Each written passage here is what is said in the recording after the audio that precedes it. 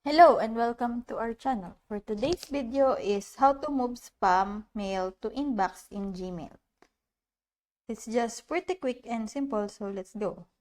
In Gmail, the spam folder is designed to keep unsolicited and unwanted emails out of your inbox.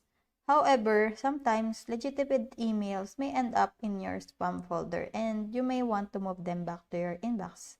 Now, here are the steps to move spam to the inbox in Gmail on mobile. Now, I'm already inside my Gmail app. Now, go to spam folder by tapping the three lines on the top left corner of the screen.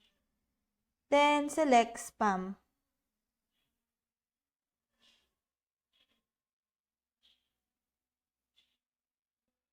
Now, find the email you want to move in the inbox and open it. Now, tap on the three dots icon on the top right corner of the screen.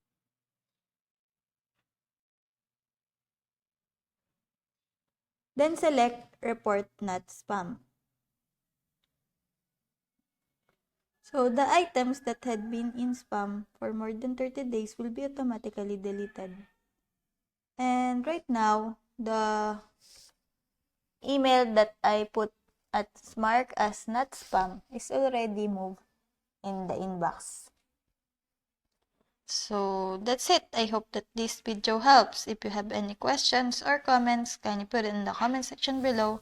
And if not, don't forget to subscribe and like. Thanks!